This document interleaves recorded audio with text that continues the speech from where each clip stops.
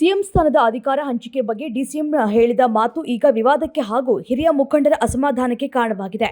ನಾನು ಸಿಎಂ ಮಾತನ್ನ ಒಪ್ಪುತ್ತೇನೆ, ಆ ರೀತಿ ಯಾವುದೇ ಒಪ್ಪಂದ ಆಗಿಲ್ಲ ಅಂತ ಒಂದು ಕಡೆ ಹೇಳುವ ಡಿಕೆಶಿ, ಮತ್ತೊಂದೆಡೆ ಆ ರೀತಿ ಅಧಿಕಾರ ಹಂಚಿಕೆ ವಿಚಾರವಾಗಿ ಏನು ಮಾತನಾಡಿದ್ದೇವೆ ಅಂತ ಬಹಿರಂಗವಾಗಿ ಹೇಳೋದಕ್ಕೆ ಆಗುತ್ತಾ ಎಂದಿದ್ದಾರೆ. ನಟ ದರ್ಶನ್ ಮಧ್ಯಂತರ ಜಾಮೀನು ಪ್ರಶ್ನೆ ಮಾಡಿ ಸುಪ್ರೀಂ ಕೋರ್ಟ್ಗೆ ರಾಜ್ಯ ಸರ್ಕಾರದಿಂದ ಅರ್ಜಿ ಸಲ್ಲಿಕೆಯಾಗಿದೆ.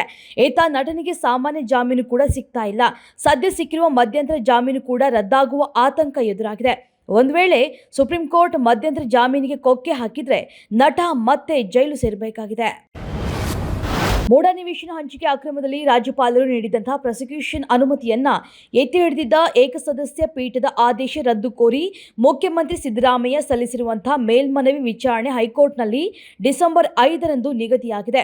ಜಾರಿ ನಿರ್ದೇಶನಾಲಯ ತನಿಖಾ ವರದಿಯನ್ನ ಲೋಕಾಯುಕ್ತ ಪೊಲೀಸರ ಜೊತೆ ಹಂಚಿಕೊಂಡಿರುವುದು ಚರ್ಚೆಗೆ ಗ್ರಾಸವಾಗಿರುವ ಬೆನ್ನಲ್ಲೇ ಸಿಎಂ ಸಲ್ಲಿಸಿದ ಮೇಲ್ಮನವಿ ವಿಚಾರಣೆ ಕೂಡ ಗುರುವಾರ ಮುಖ್ಯ ನ್ಯಾಯಮೂರ್ತಿ ನೇತೃತ್ವದ ವಿಭಾಗೀಯ ಪೀಠದ ಮುಂದೆ ವಿಚಾರಣೆಗೆ ಬರಲಿದೆ.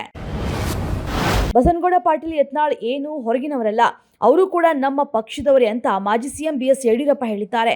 ಶಿವಮೊಗ್ಗದಲ್ಲಿ ಮಾತನಾಡಿರುವಂತಹ ಅವರು, ಯತ್ನಾಳ್ ಅವರು ಯಾವುದೋ ಕಾರಣಕ್ಕಾಗಿ ಆಕ್ರೋಶದಲ್ಲಿ ಇರಬಹುದು, ಆದರೆ ಎಲ್ಲರನ್ನೂ ಕೂಡ ಒಟ್ಟಾಗಿ ತೆಗೆದುಕೊಂಡು ಹೋಗಬೇಕೆನ್ನುವುದು ನನ್ನ ಅಪೇಕ್ಷೆ. ವಿಜಯೇಂದ್ರ ರಾಘವೇಂದ್ರ ನಮ್ಮ ಅಪೇಕ್ಷೆ ಅದೇ ಇದೆ ಅಂತ ಹೇಳಿದ್ದಾರೆ. ಏನೇ ವಿಚಾರ ಇದ್ರೂ ಎದುರು ಬದ್ರು ಕೂತು ಮಾತನಾಡಬೇಕು ಅಂತ ಹೇಳಿದ್ರು.